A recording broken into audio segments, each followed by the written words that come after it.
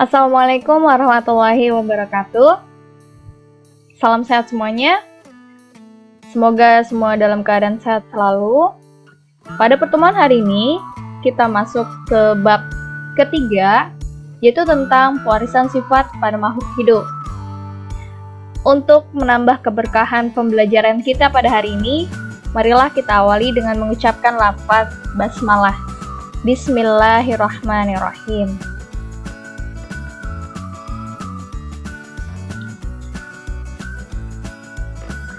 Oke, coba amati gambar berikut. Di sini ada gambar beberapa orang, ya, dengan beberapa perbedaan di antara mereka. Ibu ingin bertanya dulu terkait dengan gambar berikut. Apakah kamu pernah mengamati teman-teman kamu? Ya, ini ilustrasi teman-teman kamu misalnya. Jika kamu perhatikan, kamu akan menjumpai perbedaan bentuk wajah, bentuk rambut, warna kulit, postur tubuh, ataupun ciri lainnya di antara mereka. Nah, dari manakah ciri-cirimu dan ciri-ciri temanmu tersebut?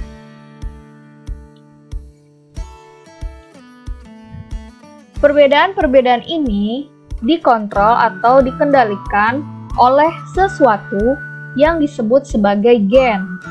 Gen ini diwarisi dari orang tua kita. Dengan peran gen ini pula, ciri-ciri tubuh kita mirip dengan orang tua kita. Apa itu gen? Dan di mana letak gen? Kita akan bahas di slide selanjutnya.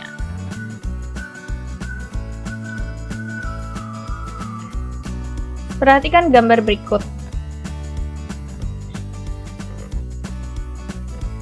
Ini adalah ilustrasi gambar tentang materi genetik.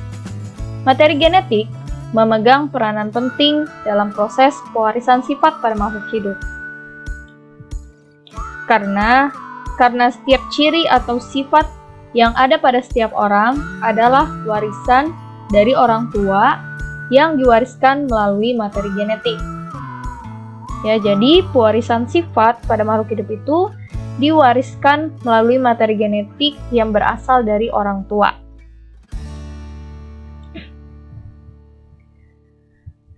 Diwariskannya bagaimana?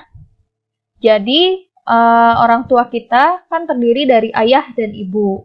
Nah, ayah mewariskan melalui sel sperma. Kemudian, ibu mewariskan sifat melalui sel telur atau ovum. Lalu, keduanya akan bertemu, bergabung melebur melalui proses fertilisasi. Ya, proses fertilisasi pada reproduksi manusia dan reproduksi hewan dan tumbuhan mempunyai pengertian yang sama, yaitu peleburan sel sperma dan sel telur. Di mana pada proses fertilisasi ini nanti akan terjadi penggabungan materi genetik yang dibawa oleh sel telur ibu dan sel sperma si ayah. Kemudian, apa itu materi genetik?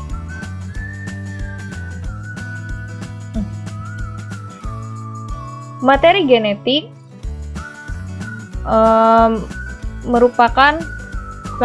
maksudnya pada materi genetik, molekul yang berperan itu adalah asam nukleat. Nah, asam nukleat ini terdiri dari dua macam. Yang pertama ada DNA yang mempunyai kepanjangan deoksiribonukleik acid, dan yang satu lagi ada RNA, ribonukleik acid. Pada suatu untaian DNA terdapat gen. Nah, gen inilah yang akan mempengaruhi sifat atau yang akan menentukan ciri dari setiap makhluk hidup.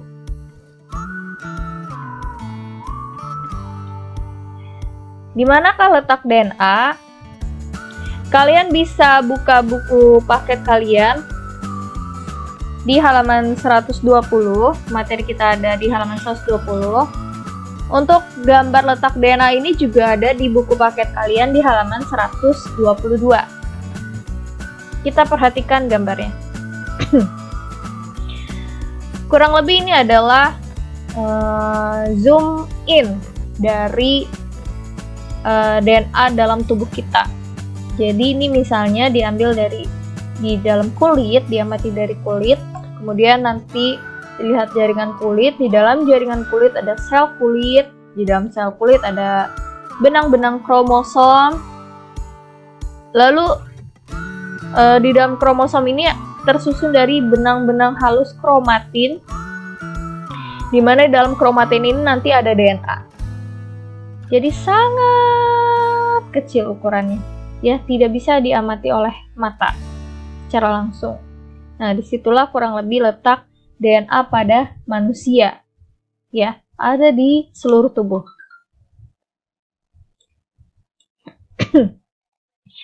Bagaimanakah struktur dari DNA itu sendiri? Nah, ini kurang lebih ilustrasi gambar atau struktur DNA, ya. Jadi ini sebenarnya panjang pitanya, cuma ini di gambar ini kita ambil sebagiannya saja.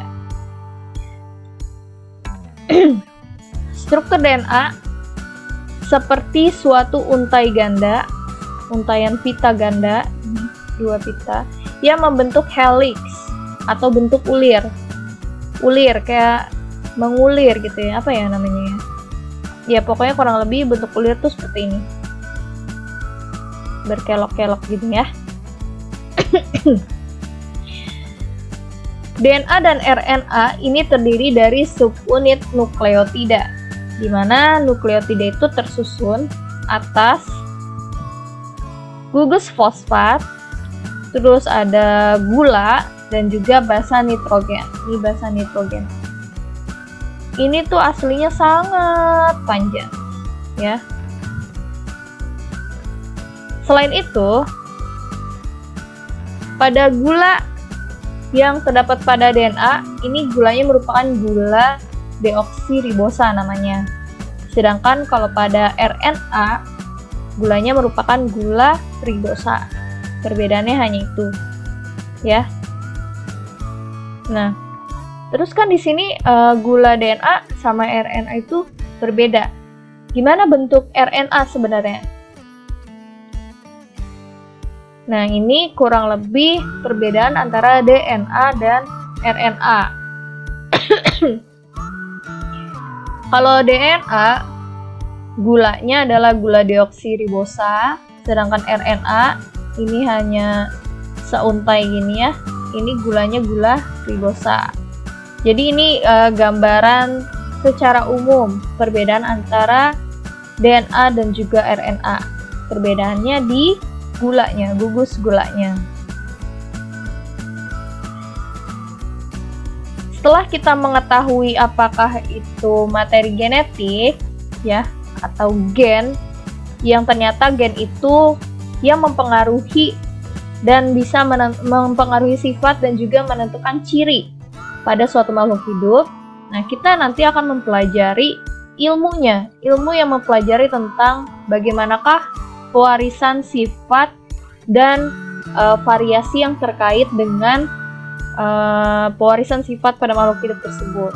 Nah, ilmu yang mempelajari tentang pewarisan sifat dan variasi terkait dengannya disebut dengan ilmu genetika. Jadi, setelah kita tahu apa itu gen dan juga letak gen di mana, kita akan mempelajari bagaimanakah ilmunya, ilmu pewarisan sifat dari orang tua ke keturunannya. Tapi sebelum masuk ke cara menurunkan sifat dari orang tua ke keturunannya, kita harus pahami dulu beberapa istilah yang ada dalam ilmu genetika ini.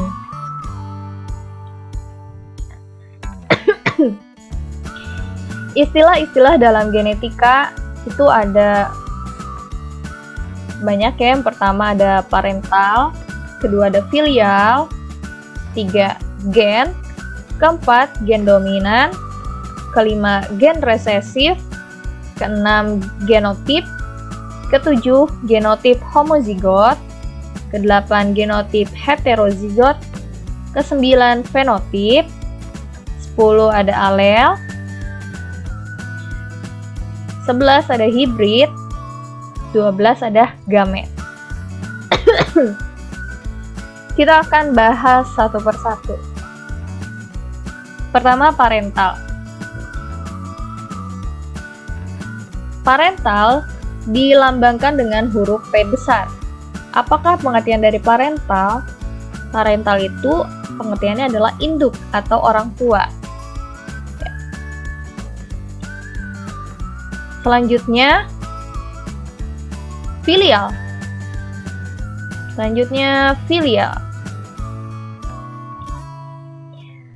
Filial dilambangkan dengan huruf F. Artinya adalah filial mempunyai pengertian keturunan. Nah, di dalam ilmu genetika ini keturunan itu ada dua, ya.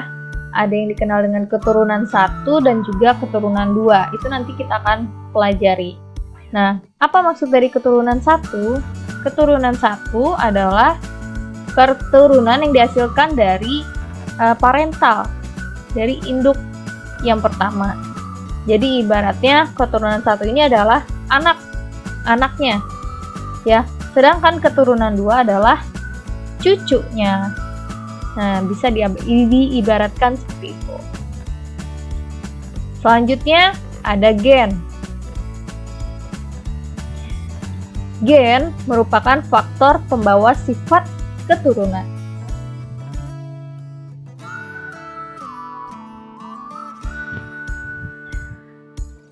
Selanjutnya ada gen dominan. Jadi gen itu dibagi jadi dua macam ya, ada gen dominan dan ada juga gen resesif. Kita bahas dulu yang pertama, gen dominan. Gen dominan adalah gen yang memiliki karakter yang mampu mengalahkan atau menutupi karakter yang lain. Gen dominan dilambangkan dengan huruf kapital. Jadi contohnya A, B, dan seterusnya. Nah, maksud dari mengalahkan atau menutupi karakter yang lain adalah misalnya gen dominan A ini melambangkan sifat rambut keriting. Kemudian nanti ada gen resesif. Gen resesifnya itu misalnya rambut lurus. Jadi gen dominan ini nanti yang akan dominan muncul pada keturunan selanjutnya. Jadi karena dia dominan, maka si sifat rambut lurus itu akan tertutup dengan sifat yang rambut keriting. Jadi nanti keturunannya akan memiliki rambut yang keriting. Itu maksud dari mengalahkan atau menutupi karakter yang lain. Salah satu contohnya, ya. Selanjutnya, kita bahas gen resesif. Gen resesif mempunyai pengertian gen yang memiliki karakteristik yang kalah. Gen resesif ini dilambangkan dengan huruf kecil. Contohnya, kalau tadi yang dominannya hurufnya A besar, B besar. Nah, kalau yang gen resesif dilambangkan dengan huruf kecil. Jadi di sini ada huruf A kecil, B kecil, dan seterusnya. Dan kebalikannya, sama seperti yang Ibu jelaskan sebelumnya ya. Jadi gen resesif ini karakteristik yang kalah atau tertutupi karena adanya gen dominan. Jadi misalnya ada sifat rambut keriting, lalu ada sifat rambut lurus. Nah, si rambut keriting ini mempunyai gen dominan, merupakan gen yang dominan. Jadi sifat yang rambut lurus akan tertutupi oleh sifat yang rambut keriting. Itu jadi maksudnya karakteristik yang kalah. Jadi dia tertutupi karena adanya keberadaan si gen dominan ini. Selanjutnya, genotip. Genotip mempunyai pengertian sifat makhluk hidup yang tidak tampak sehingga tidak dapat diamati dengan indera kita. Selanjutnya, genotip dibagi lagi menjadi genotip homozigot dan juga genotip heterozigot. Kita bahas dulu yang genotip homozigot. Genotip homozigot mempunyai pengertian genotip yang dituliskan berupa gabungan huruf yang sama persis. Nah, maksud yang sama persis ini contohnya adalah sama-sama huruf A besar, artinya dia genotipnya homozigot dominan. Jadi ditulisnya A besar, A besar. Jadi yang dimaksud homozigot sama di sini, sama persis ini adalah sama-sama gen dominan.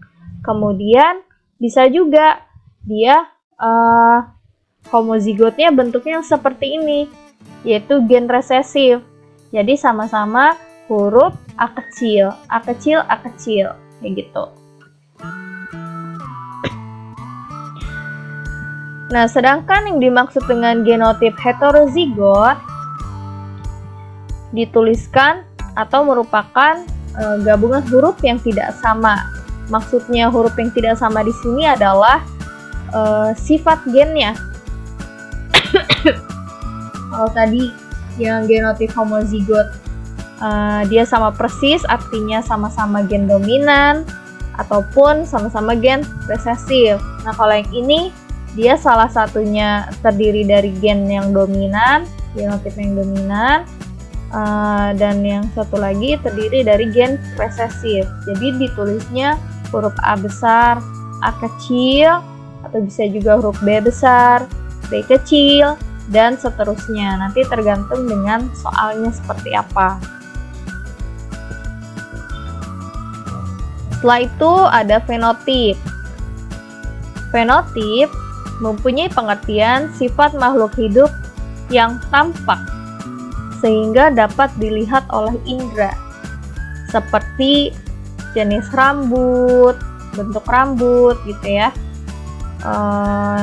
ukuran mata, bentuk mata, dan sebagainya. Dan masih banyak lagi ciri-ciri yang tampak dan dapat dilihat oleh indera kita. Selanjutnya ada alel. Alel merupakan pasangan gen di dalam kromosom yang sama. Contohnya, sini ada genotip resesif, ya A besar, A kecil. Jadi maksudnya adalah gen A besar berpasangan atau sealel dengan gen A kecil. Selanjutnya, dalam istilah genetika ada hibrid. Hibrid merupakan hasil perkawinan antara dua individu yang memiliki sifat beda. Terakhir ada gamet. Gamet adalah sel kelamin. Jadi kalau misalnya ada istilah gamet jantan, gamet betina, berarti itu artinya sel kelamin jantan dan juga sel kelamin betina. Nah, khusus pada gamet ini itu ada ketentuannya dalam penulisan lambang gamet. Ya. Misalnya pada genotip homozigot. Nah, penulisan gamet pada genotip homozigot itu ditulis cukup satu huruf genotipnya saja. Contoh, di sini ada genotip homozigot A besar, A besar. Jadi kalau ditanya apakah gamet dari genotip A besar, jadi jawabannya adalah genotip A besar memiliki gamet A besar. Jadi cukup satu saja yang ditulis karena dia homozigot, sama-sama homozigot yang terdiri dari gen dominan, ya. Karena gen dominan ditulis dengan huruf kapital. Nah, bisa juga contoh yang kedua. Ini genotip homozigot yang terdiri dari gen resesif, ya. Sama-sama terdiri dari gen resesif, maka ditulis dengan huruf A kecil A kecil. Jadi gamet dari genotip A kecil adalah gamet A. Jadi cukup ditulis satu huruf saja. Nah, beda halnya dengan genotip heterozigot. Kalau genotip heterozigot, penulisan lambang gametnya ditulis kedua huruf genotipnya. Jadi kalau misalnya ditanya, pertanyaannya adalah apakah gamet dari genotip A besar A kecil? Maka jawabannya adalah gamet A besar A kecil, yaitu terdiri dari gamet A besar dan A kecil. Atau bisa juga nanti penulisannya dengan tanda koma, dannya ini diganti dengan tanda koma. Jadi misalnya gamet genotip A besar A kecil terdiri dari gamet A besar, A kecil. Nah, selain huruf A, misalnya pada contoh yang kedua huruf D. Ini genotip heterozigot ya, terdiri dari satu gen dominan dan satu gen resesif. Nah, jadi penulisan gametnya terdiri dari gamet B besar dan B kecil. Maksudnya apa sih, Bu? A besar, A kecil, B besar, B kecil. Nah, yang jelas nanti ilmunya ini, istilah-istilah ini akan terpakai pada pertemuan selanjutnya, yaitu nanti pada pertemuan selanjutnya kita akan belajar bagaimanakah cara penurunan sifat pada makhluk hidup dari parental, dari orang tua, dari induk ke keturunannya, ke anaknya, atau ke keturunan keduanya, ke cucunya. Jadi pertemuan pada hari ini kita cukup untuk membahas istilah-istilah sampai istilah-istilah dalam genetika terlebih dahulu. Ya, kita akhiri pembelajaran kita dengan mengucapkan lafaz hamdalah, alhamdulillahirabbil alamin. Jangan lupa diisi absennya di Google Classroom dan juga dicek tugasnya pada pertemuan 7 hari ini. Kurang dan lebihnya Ibu mohon maaf. Billahi fisabilil haq, fastabiqul khairat. Wassalamualaikum warahmatullahi wabarakatuh.